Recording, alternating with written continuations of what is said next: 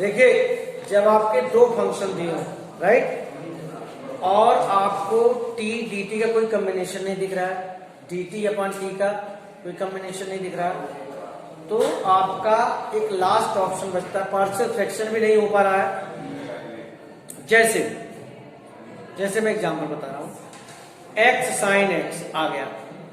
अब आप कितना भी हाथ पैर मान लो, x साइन x dx का इंटीग्रेशन आ गया है, आप कैसे करोगे? किसको t मानोगे? साइन x को t मानोगे तो dt cos x कहाँ है तुम्हारे पास?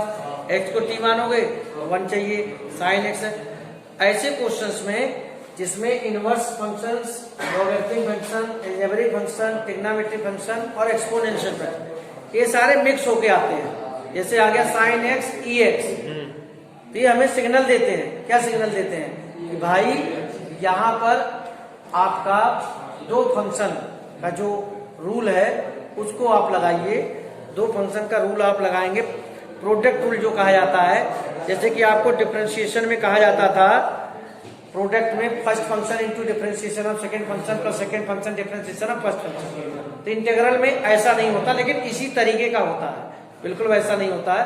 लेकिन सबसे बड़ी बात है कि आप पता कैसे करोगे कि प्रोडक्ट रूल का होगा, क्योंकि आपको टी और डी टी के कॉम्बिनेशन दिखाई नहीं देगा। टी और डी टी यानी फंक्शन, उसका डेरिवेटिव बिल्कुल नहीं दिखाई देंगे।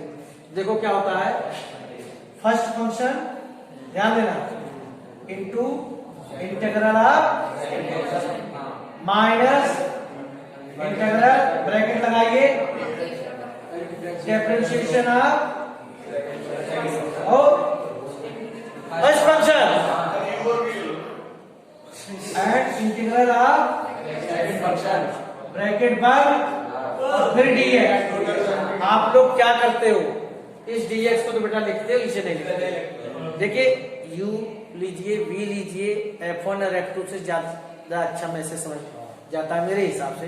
पहला फंक्शन, दूसरा फंक्शन, और फंक्शन को भी आप इसी तरीके से लिखेंगे।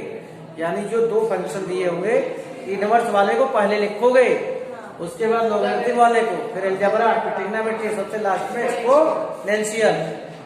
तो यहाँ पर first function, integration of second function, integration of second function तो यहाँ भी है। यहाँ पर क्या आ गया, डिफरेंशिएशन ऑफ फर्स्ट फंक्शन, पूरा ब्रैकेट क्लोज और उसका डिफरेंशिएशन। जैसे क्वेश्चन करेंगे तो ज्यादा आपको समझ में आएगा। क्वेश्चन ले लेते हैं आपका, मान लो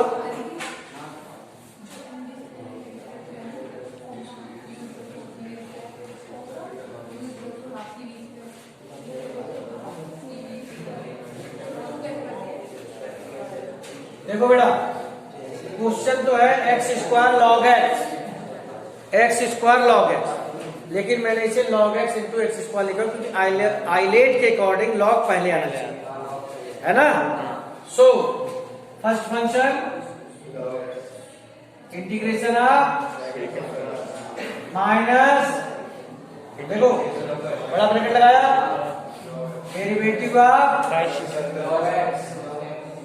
इंटीग्रल ऑफ ब्रैकेट बंद log x cube by 3 differentiate कर रहा है। यहाँ पर 1/, अब देखो ये वाला dx नाम आ रहा है ना, इसीलिए लगा सकता है। तो आपका लिखने का तरीका भी -1/3 बार x square dx, x cube by 3 log x -1/3 x cube by 3 plus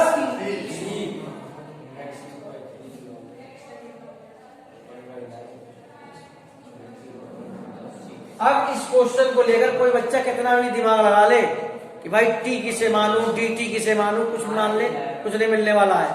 ये तो भाई प्रोडक्ट रूट पर है, और इसमें आइलेट के अकॉर्डिंग पहले इसे लिख लो। जल्दीबाजी में ये मत कर देना कि एक्स स्क्वायर को पहला फंक्शन ले लिया, लॉग एक्स को सेकंड फंक्शन, शाम हो जाएगी, सवाल होकर नहीं निकलेगा।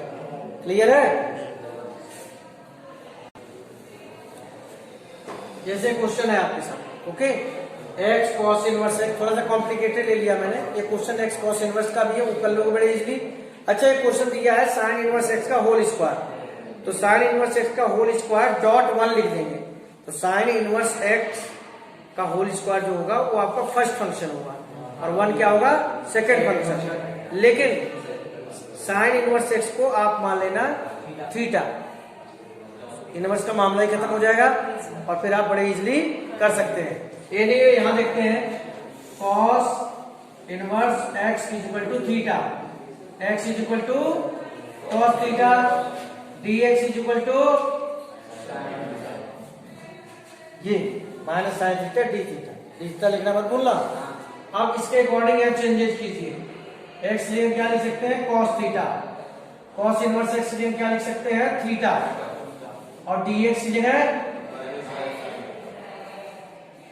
नीचे डिनोमिनेटर में जब आएंगे 1 माइनस। अब आप ध्यान से देखो, माइनस बाहर निकाल लो, theta cos theta sine theta d theta, एक साइन स्क्वायर थीटा बाहर निकल के आ जाएगा, कैंसिल आउट, आपके पास ये आ गया theta cos theta d theta. और ये बिल्कुल परफेक्ट फॉर्म में, अलजेब्रा पहले ट्रिग्नोमेट्री बाद में है। शुरू हो जाओ। शुरू होने का मतलब ये है कि आप क्वेश्चन करेंगे, माइनस बाहर रखिए, फर्स्ट फंक्शन इंटीग्रल ऑफ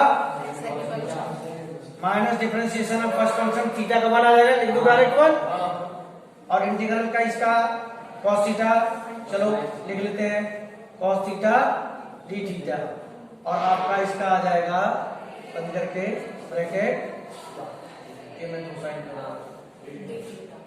आपने लगाया था ना यहाँ पे डी थीटा, इसको मैं मिटा ही देता हूँ, पूरा लिखने में कंफ्यूजन क्रिएट होगा। ठीक है, theta cos theta minus D theta minus D upon D theta integral of cos theta d theta, और ब्रैकेट बंद। तो माइनस अभी बाहर ही रखेंगे, थीटा कॉस का साइन होता है, माइनस साइन मत लिख देना, माइनस, और यहाँ पर कॉस का साइन थीटा डी थीटा।